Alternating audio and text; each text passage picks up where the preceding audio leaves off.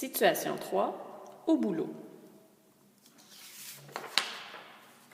Toujours selon le même scénario, j'avais repéré l'information 4 personnes en excursion lors d'un voyage de pêche d'une durée de 3 jours, en canot camping sur la rivière aux Dorées, en direction du Lacron. Maintenant, je vais faire la lecture de la situation 3, au boulot. Phrase par phrase, je vais tenter de voir dans ma tête des images qui ont rapport avec la situation pour bien me la représenter, en gardant toujours le projet de mathématiser l'information. Assez de bavardage, il faut monter les tentes. Julien et Sophie ont opté pour un modèle en forme de tipi de 2,5 mètres de haut, alors que Simon et Magali, toujours à l'affût des nouveautés, se sont commandés le dernier modèle de tente solaire Wi-Fi en forme de dôme. Alors, si je veux mathématiser ces informations-là, dans le cours de modélisation algébrique, je vais faire référence à des solides. Le tipi, pour moi, ça représente un cône, l'image du tipi que j'en ai. Et j'ai une information, j'ai une hauteur de 2,5 mètres que je vais noter. Du côté de Simon et Magali, à l'affût des nouveautés, j'essaie d'imaginer le dernier modèle de tente solaire Wi-Fi en forme de dôme. OK, donc l'indice que j'ai, c'est la forme de dôme. Ça fait référence à une demi-sphère que je représente du mieux que je peux. Je n'ai pas de mesure à associer, mais ça me permet de visualiser le tipi et la tente solaire Wi-Fi. Dernière phrase. Ma question. Si chacune des tentes ont à la base une circonférence de 11 mètres, alors j'ai une mesure supplémentaire ici. Ma question, laquelle offre le plus d'espace à l'intérieur? La question doit être au centre de ma résolution, alors je la relis pour voir si les informations que j'ai mathématisées sont importantes. Si chacune des tentes ont à la base une circonférence de 11 mètres, laquelle, donc je vais avoir une comparaison, offre le plus d'espace à l'intérieur? Si on me parle d'espace à l'intérieur et que j'ai des solides de représenter, ça veut dire que je vais comparer des volumes. C'est un excellent point de départ. Ensuite, j'ai représenté mes deux solides, mais j'ai peu d'informations pour les résoudre. De quoi ai-je besoin pour répondre à la question qui me demande de comparer laquelle offre le plus d'espace à l'intérieur? Je vais commencer en modélisation algébrique par mes formules algébriques de volume.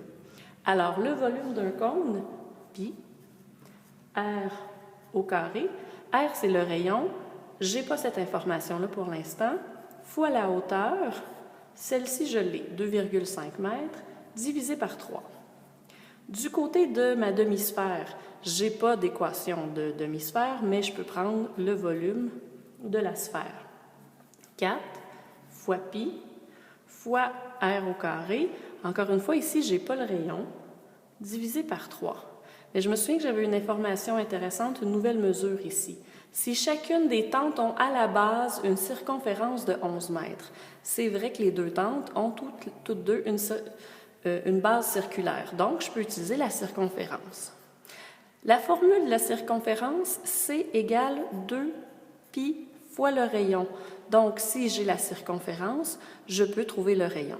Je substitue mes données, 11 mètres, 11 égale à 2 fois, je peux remplacer pi par 3,14 fois le rayon. Je peux multiplier 2 par 3,14, 6,28 fois le rayon. Et maintenant, si je veux trouver le rayon, algébriquement parlant, je dois l'isoler. Si j'utilise la méthode de l'opération inverse, le 6,28 multiplie mon rayon, donc je vais le diviser par 6,28 des deux côtés de mon signe d'égalité pour que l'égalité demeure vraie. 11 divisé par 6,28, j'obtiens un rayon de 1,75. Au centième, ça devrait être suffisamment précis, surtout quand le chiffre suivant est 1. Maintenant, j'ai mon rayon. Je vais pouvoir substituer mes données à l'intérieur de mes formules de volume. V égale pi fois mon rayon fois 1,75 au carré, c'est le rayon qui est au carré, fois la hauteur de 2,5 divisé par 3. Alors, mon volume, pi fois 1,75 au carré fois 2,5 divisé par 3 me donne 8,0176. Si j'arrondis au centième, je vais avoir 8,02. 8,02 quoi? J'avais 2,5 mètres et mon rayon, je suis partie d'une circonférence en mètres, donc 1,75 mètres. Mes données étant en mètres et j'ai un volume 8,02 mètres cubes. Voilà, j'ai l'espace à l'intérieur de ma tente en forme de tipi. Maintenant, ma demi-sphère. V égale 4 pi R. C'est le même parce que c'était la même base, sauf qu'ici, c'est au cube, divisé par 3. Mon volume, 4 fois pi fois 1,75 à la 3, divisé par 3. 22,449. Alors, si j'arrondis encore une fois au centième, j'ai 22,45.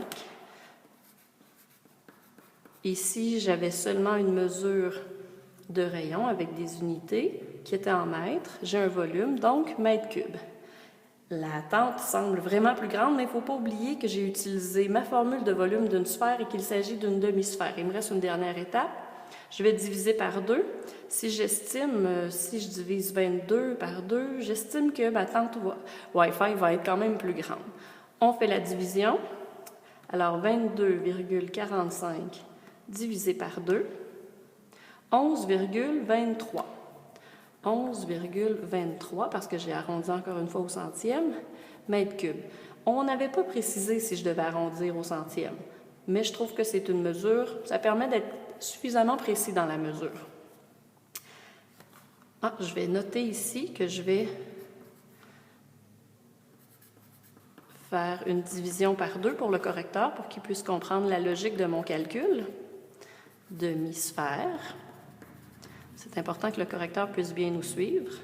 Maintenant, je peux arriver à relire ma question pour vérifier si j'ai vraiment fait les calculs, si j'ai les bonnes unités de mesure, si je dois arrondir différemment, si chacune des tentes ont à la base une circonférence de 11 mètres, laquelle offre le plus d'espace à l'intérieur.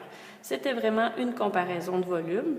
J'ai d'un côté le tipi à 8,02 mètres cubes et de l'autre la demi-sphère, le dôme, à 11,23 mètres cubes.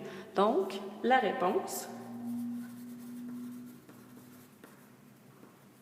la tente solaire Wi-Fi.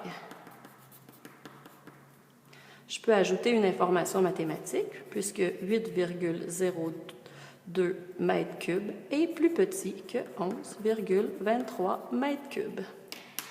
Voilà.